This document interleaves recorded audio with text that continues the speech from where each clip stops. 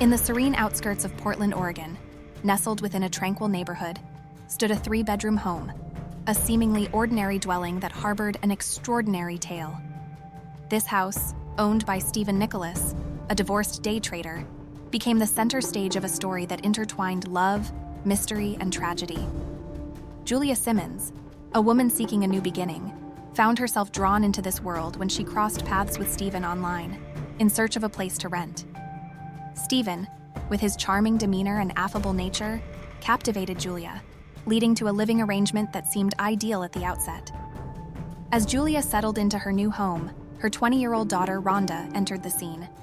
Rhonda, a young woman blossoming in the prime of her life, was a sight to behold. With her radiant beauty and infectious personality, she didn't just capture Stephen's attention, she enchanted him. Stephen, a decade her senior, found himself irresistibly drawn to Rhonda. Their connection sparked quickly, evolving from fleeting glances to deep, meaningful interactions. Before long, they embarked on a romantic journey, a whirlwind of emotions that led Rhonda to move into Stephen's abode, intertwining their lives even further. As time unfurled, Stephen ingratiated himself into Rhonda's family, forming bonds with her sisters Melanie and Tessa. Tessa, merely 9 at the time, saw Stephen as a figure of fun and playfulness, a stark contrast to the ominous undercurrents that would later emerge. The relationship between Stephen and Rhonda, though seemingly committed, remained unsealed by marriage. Rhonda, harboring dreams of a wedding, clung to the hope that Stephen would propose, especially after they welcomed their beloved daughter into the world. Parenthood brought joy to Rhonda, yet it also reignited her aspirations of a modeling career, a dream that seemed to drift further away as she grappled with post-pregnancy changes. However, beneath the facade of a happy family, a darker narrative was unfolding. Friends of Rhonda whispered of troubling signs, of bruises and conflicts hidden behind closed doors. Stephen's portrayal of a strong, unbreakable bond was contradicted by Rhonda's silent cries for help, evidenced by photographs of bruises, a silent testament to the turmoil within their relationship. On March 16, 2009, the couple embarked on a hike along the picturesque Eagle Creek Trail. It was a journey that started with playful banter, as Rhonda texted her mother about the possibility of receiving a ring or facing a perilous fate. The weather, as if foreshadowing the events to come, took a turn for the worse. Stephen recounted a bizarre shift in Rhonda's behavior, a narrative that culminated in a tragic accident, with Rhonda tumbling down the trail, her life ending amidst the rugged wilderness. Stephen's frantic attempts to call for help were in vain, leaving him to navigate the aftermath alone. The events that followed Rhonda's death only deepened the mystery. Stephen's lack of emotion during the memorial service raised eyebrows, contrasting sharply with his claims of profound grief. In a move that baffled many, Stephen soon relocated with his daughter to the other side of Oregon, seeking solace near his family. This decision, shrouded in suspicion, left Rhonda's family grappling with unanswered questions about the couple's final moments together. In a twist of fate, Stephen's life took an unexpected turn in 2006. He chose to leave the United States for China, a decision that marked a new chapter for him and his young daughter.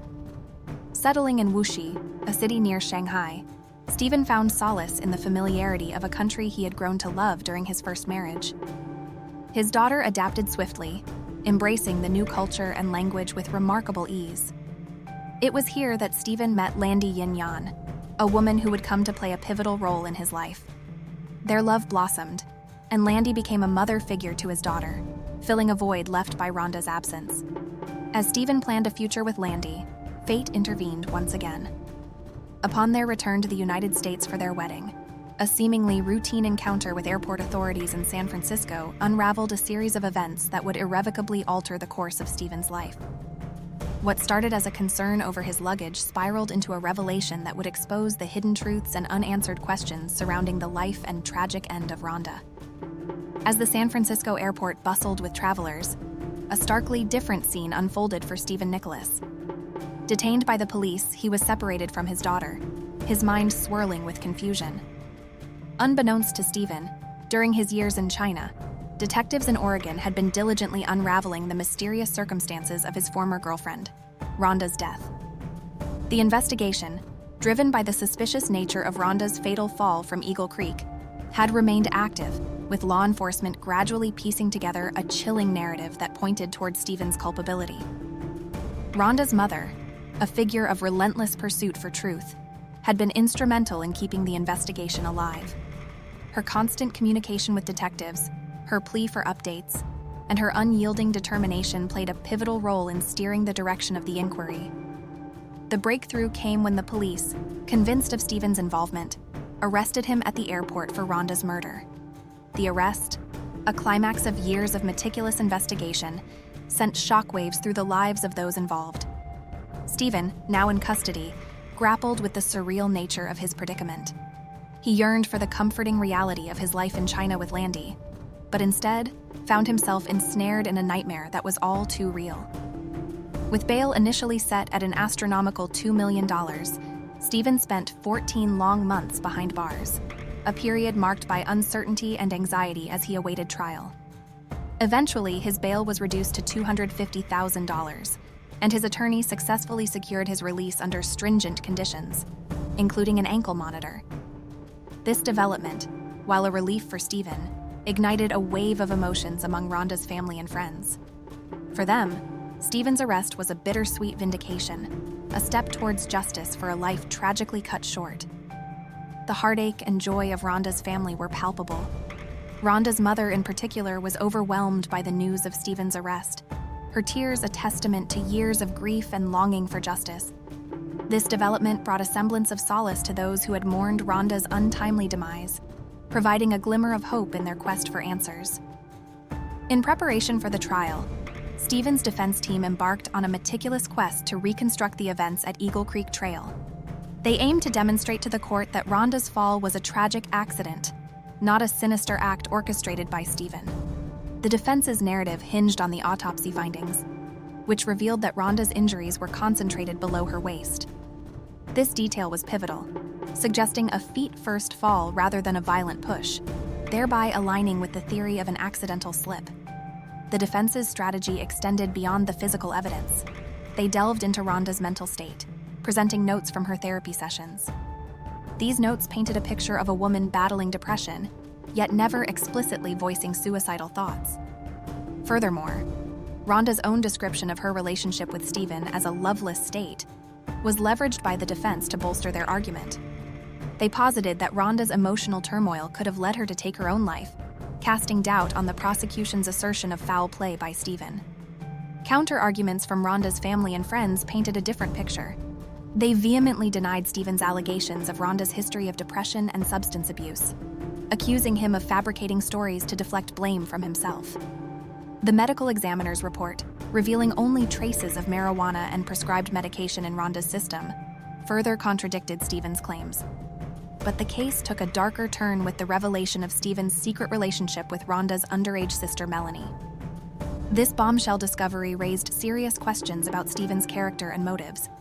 The prosecution seized upon this, suggesting that Stephen's illicit affair with Melanie could have provided a motive for Rhonda's murder. The tension and potential conflict arising from Rhonda's knowledge of this affair added a sinister layer to the already complex narrative. Following his arrest for Rhonda's murder, Stephen faced additional charges related to his relationship with Melanie. In 2005, he had pleaded guilty to third-degree assault, a plea he later claimed was coerced, driven by his desperation to regain custody of his daughter. Despite his claims, the state argued that the relationship with Melanie spanned over 4 years, a fact that Stephen eventually admitted. As the trial loomed, the state presented compelling evidence, including a text message. The tragic tale of Rhonda's untimely demise drew to a close with a haunting revelation. In the days leading up to the fatal hike on Eagle Creek where Rhonda lost her life, she sent a text message to her sister Melanie, whom Stephen had illicitly involved himself with. In this message, Rhonda expressed her disdain for Stephen, calling him a piece of garbage, and accused him of using Melanie to inflict emotional pain. Rhonda's mother, tormented by the unraveling events, disclosed her daughter's intentions to mend the strained relationship with Melanie, unaware that these efforts would never see fruition. As the court proceedings advanced, more disturbing facets of Stephen's past emerged. A mere 6 months after Rhonda's death, he was embroiled in a scandal involving sexual abuse allegations with a 13-year-old girl. Stephen's vehement denial of these charges contrasted starkly with his later admission of sending inappropriate texts and photos to the young girl, ultimately leading to a guilty plea for sexual harassment. During the preliminary hearings, the prosecution presented compelling evidence, including photos Rhonda had taken to document the physical abuse she endured, showcasing a bruised back. Testimonies from Rhonda's friends and Stephen's ex-wife added layers to the prosecution's case, painting a picture of a man capable of extreme violence and manipulation. The ex-wife's harrowing account of Stephen attempting to suffocate her and threatening to throw her from their apartment's 8th floor only intensified the suspicions surrounding him. Despite these allegations and the growing conviction of Rhonda's family that Stephen was responsible for her death, possibly motivated by financial gain from a life insurance policy, the legal proceedings took an unexpected turn. In May 2017, the state, acknowledging the weaknesses in their case due to a lack of conclusive physical evidence, reached a plea agreement with Stephen. He pleaded guilty to criminally negligent homicide, a charge far less severe than the murder he was initially accused of. While this decision granted Stephen release from custody, it left Rhonda's family and friends in a state of disbelief and grief, feeling that justice had not been adequately served. At the sentencing hearing, the emotional impact statements from Rhonda's sister and mother echoed the pain and devastation that Stephen's actions had wrought upon their family.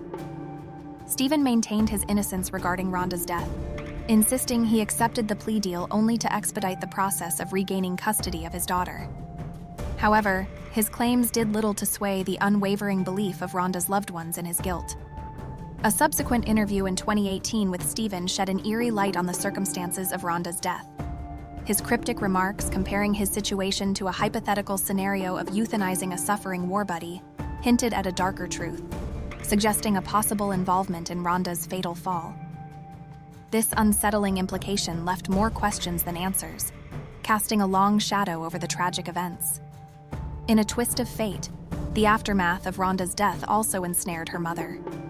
Accused of fraudulently claiming Social Security survivor benefits for Rhonda's daughter, whom she claimed to be caring for while the child was actually living with Stephen, Rhonda's mother faced legal repercussions. Her defense painted a portrait of a grief-stricken woman, grappling with depression and relying on marijuana to cope with her immense loss. The court, acknowledging her emotional turmoil, sentenced her to a month in a halfway house and 3 years of probation, along with restitution of the misappropriated funds. The saga of Rhonda and Stephen's daughter added another layer of tragedy to the story.